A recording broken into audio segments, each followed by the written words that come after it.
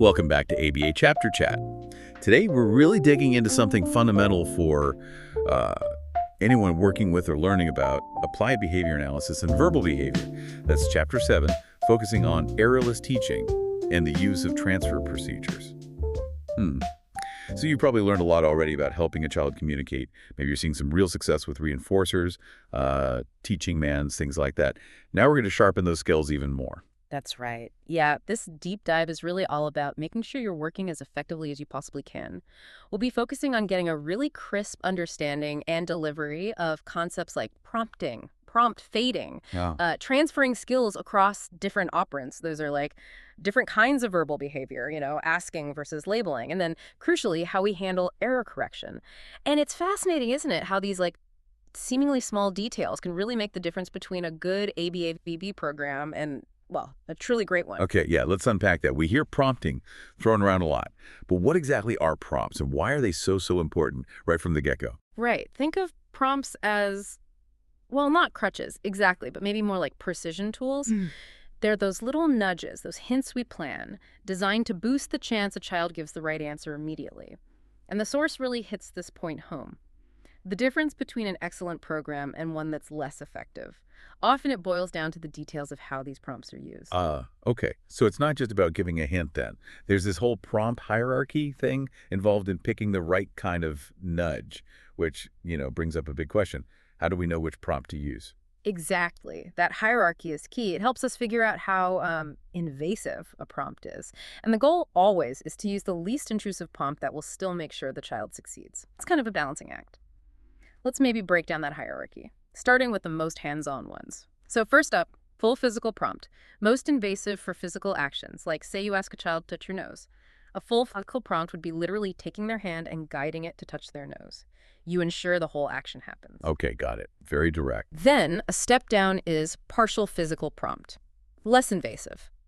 Here, maybe you just touch the child's elbow or gently guide their hand towards their face, and they finish the action touching the nose themselves. Just enough support. Right, a little nudge. Then we get to gestural prompts. No touching involved here. If you tell a child, put on your coat, you might just point to the coat. Simple gesture. Makes sense. And then there's model or imitative prompts, very common. You demonstrate. So for touch your nose, the teacher touches their own nose. The child copies. And you can fade this too, right? Like to a partial imitative prompt, maybe the teacher just starts moving their finger towards their own nose. I see how that fading starts even within the prompt type.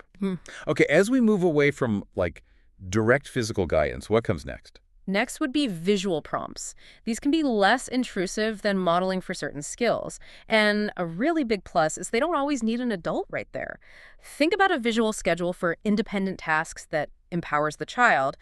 Or, if a child uses sign, the teacher might sign ball while saying get ball. That's a visual prompt too. And for kids who are a bit more advanced, maybe reading. I guess text comes in. Precisely. Textual prompts, super useful for more advanced learners or readers. As simple as showing the written word ball while you say get ball. Okay. And finally, the verbal prompt.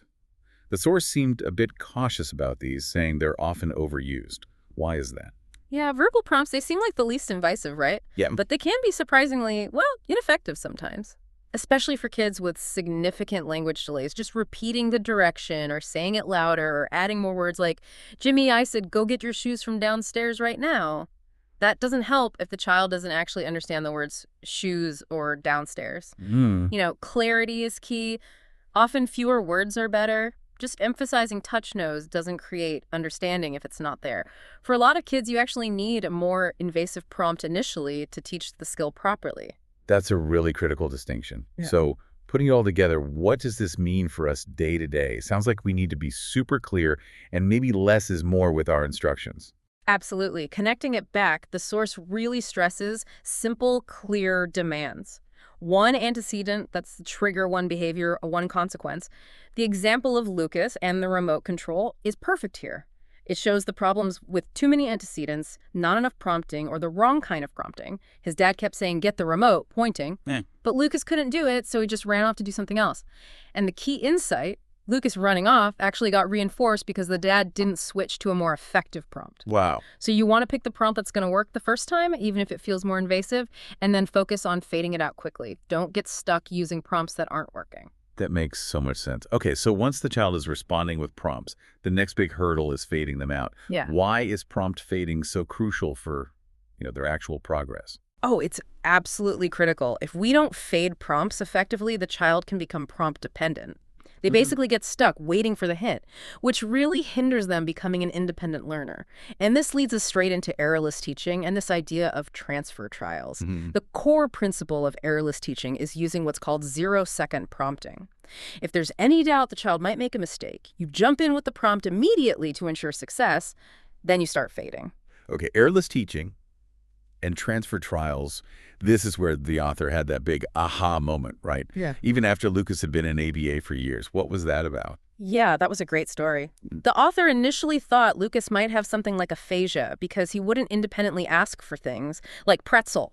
She'd prompt him pretzel, he'd echo pretzel, but then he wouldn't ask for it himself later. The aha moment was realizing she was the issue. She was leaving his response stuck at that echoed, prompted level because she wasn't doing a transfer trial afterwards. It's a huge insight, right? If a child isn't generalizing or doing something independently, often the first place to look isn't the child, it's our teaching procedure. Her fix was simple. After he echoed, she'd hesitate or directly ask, "What do you want?" forcing him to say pretzel independently before getting it. That's such a powerful shift, looking at our own procedures first. So let's define it clearly.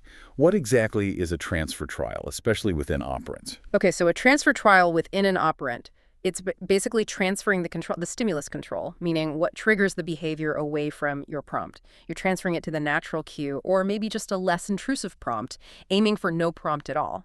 It's the bridge to true independence for that specific skill. Can you walk us through an example? Make it really concrete. Sure. Let's take Susie learning. Clap your hands. Assume she has 0 receptive skills for this. So you'd start with a full physical prompt, help her clap. But here's the key. You don't immediately give the big reward, like an M&M. You give praise, like nice clapping. Right? Then immediately you give her the instruction again, right, clap your hands. But this time you fade the prompt. Maybe just touch her elbows. Still praise for the prompted response. You keep doing this, lessening the prompt each time until Susie claps with just a tiny prompt, or maybe none at all. Then she gets the M&M. It teaches her, oh, doing it by myself gets the really good stuff. That's so smart. You're literally teaching the value of the independent response. Exactly. Or for a tact that's labeling. Say Sam needs to learn Bulldozer. Instructor prompts. What is it? Bulldozer. Sam echoes. Bulldozer. Now, immediately the instructor says, right, what is it? Showing the picture again. Sam now says, independently, Bulldozer. That's when the reinforcement comes. Maybe praise and a quick video clip he likes. That immediate re-ask is the transfer trial. Got it. Okay, so that's within one skill. But the source also talks about transfer trials across operants. That sounds like it could really accelerate learning using existing strengths. Oh, it's incredibly powerful. This is about taking a skill the child is already good at in one area, one operant. Like maybe they have strong receptive skills, understanding language, and using that strength to teach a related skill in another area where they're weaker, like tacting or speaking labels. Big picture, it's strategically leveraging what the child can do to help them learn what they can't do yet, making those connections explicit.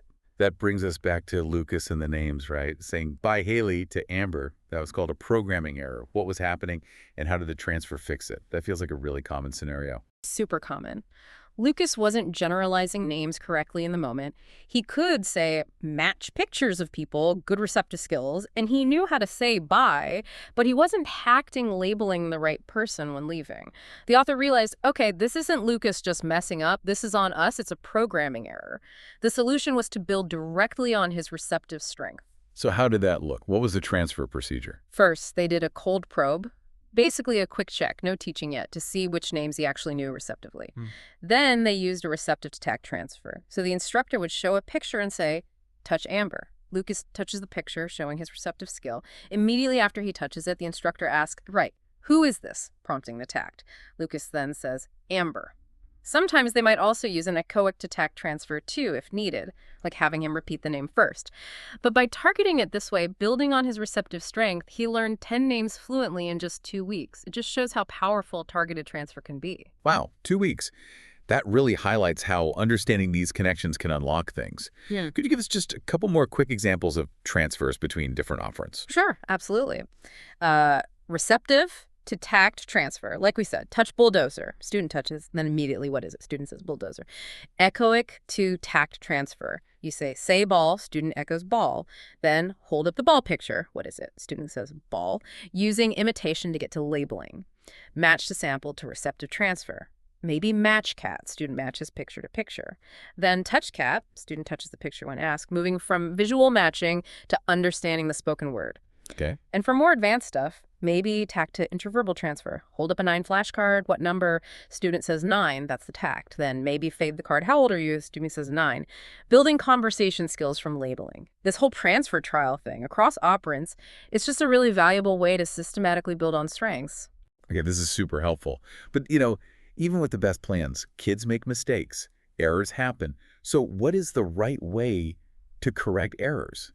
Because it feels really easy to accidentally reinforce the wrong thing, which I know worries people. That's a huge point. And yes, how you handle errors can either accelerate learning or seriously slow down.